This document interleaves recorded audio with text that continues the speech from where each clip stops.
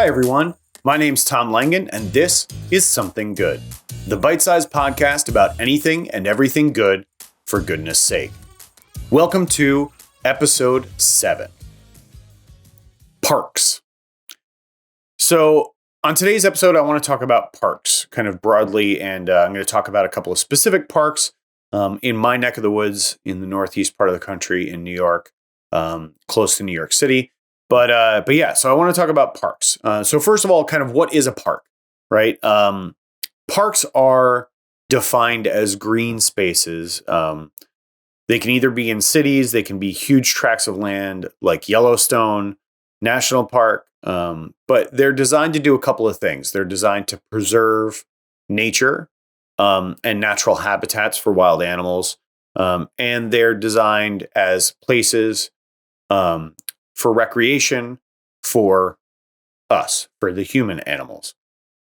They're great places to spend time with family, with friends.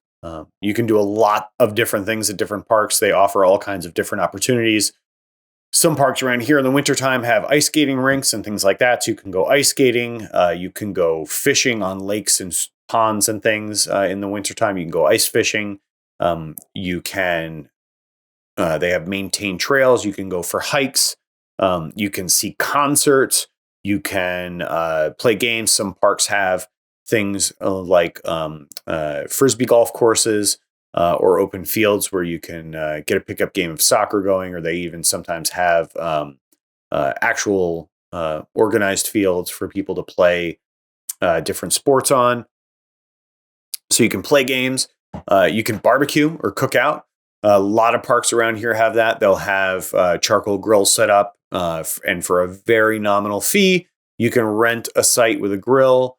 Some of them even have pavilions and things like that, and you can have a huge cookout, barbecue with family and friends in a beautiful setting. So that's what parks are, right? That's the what. So here's the why, and there's a lot of different reasons why parks are good. But we'll start with some of the maybe less obvious reasons. One of them is that parks, especially in more developed areas, actually can help to improve the local water quality. Because you're allowing green space, you're providing areas for water to be filtered naturally through soil and through different layers of soil and sediment in the ground. It actually can improve the local water quality.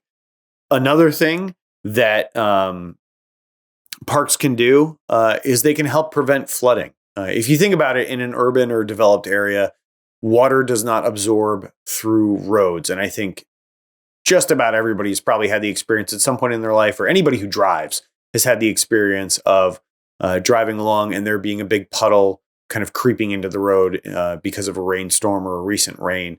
Where the water hasn't been able to drain off. You drive through and it makes a huge splash. I know I used to love it when my parents would do that when I was a kid. Get really excited when you drive through and the puddle was big enough that it would splash up on the windshield and you couldn't see for a couple of seconds. As a little kid, that was pretty exciting. In hindsight, probably not the safest thing to do, but it was definitely fun for me as a kid. Either way, I'm sure it's pretty clear to all of us that water does not drain through asphalt. It does not drain through concrete.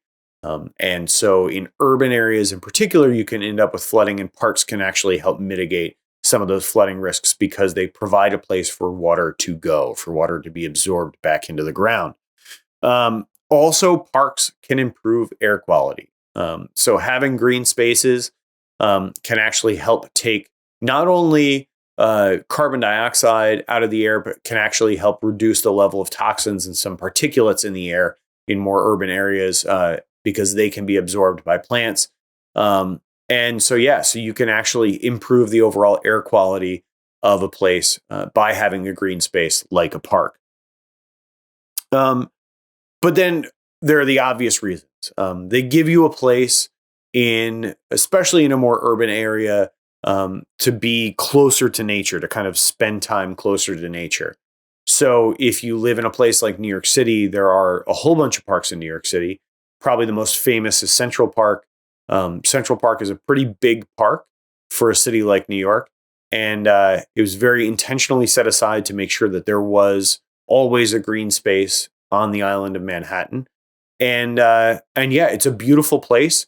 And it's a place where you can go in a concrete jungle like New York and actually sit on the grass in the summertime, throw a frisbee around with your friends, things like that. It's very accessible, easy to get to, easy to enjoy, and parks are great for things like that. Now, around where I grew up in a town called Pleasantville in Westchester County, New York, about 30 miles north of New York City.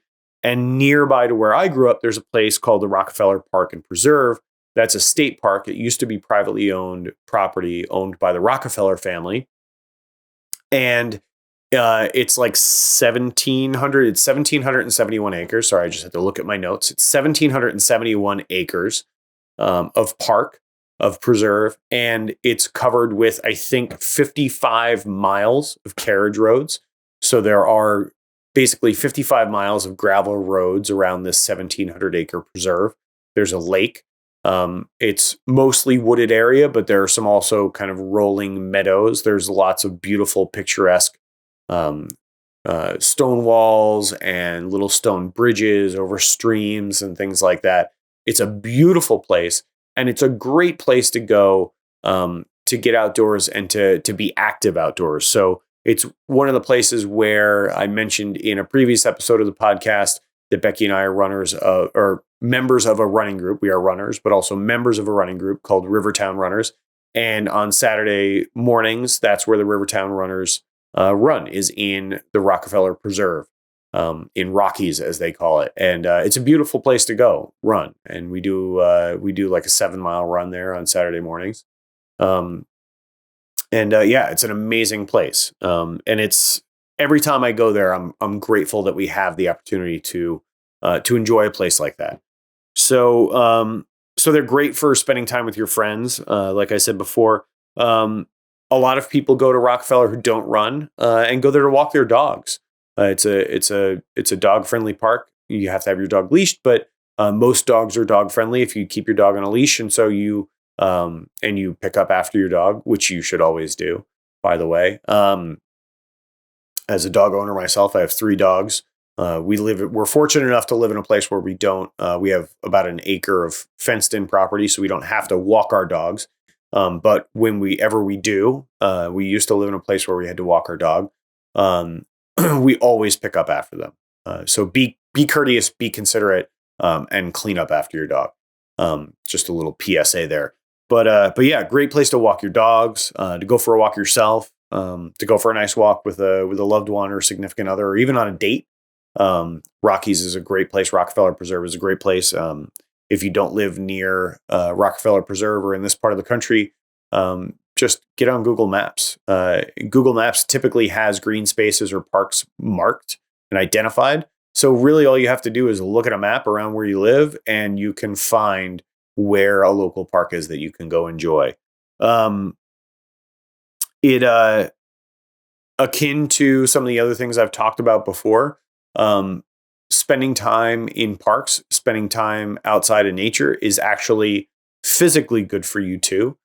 Studies have shown that it can lower your blood pressure, it can lower your stress levels, and it can lower your heart rate.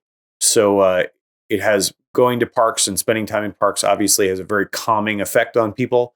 And it can literally be physically good for you. So if you feel stressed, if you feel like you need to get away a little bit, going to a park is a great way to do it. Go to a park, take a walk, enjoy some time outside.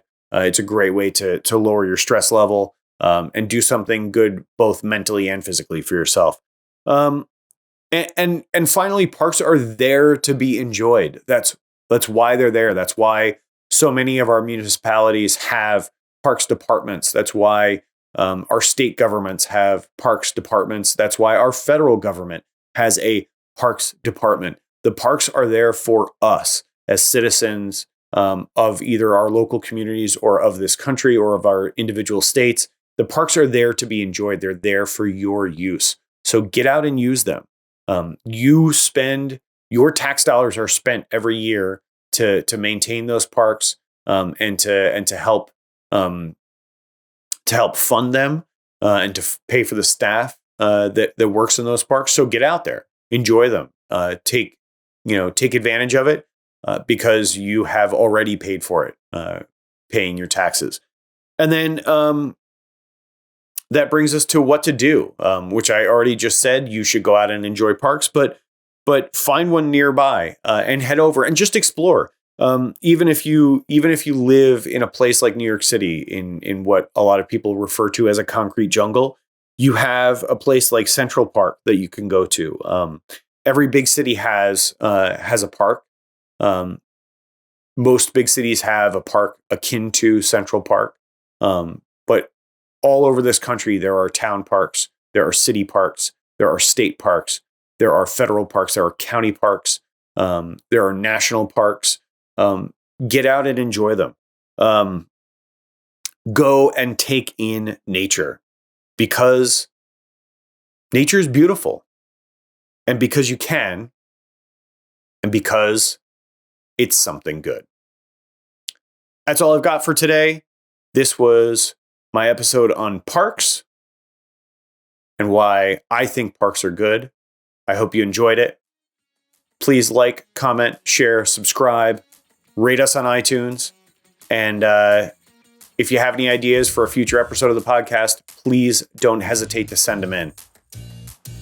I look forward to hearing from you in the future, to getting your ideas, and to talking to you soon in the next episode of the podcast. Thanks so much. Once again, my name is Tom Langen, and this is Something Good, a bite-sized podcast about anything and everything good, for goodness sake. See you next time.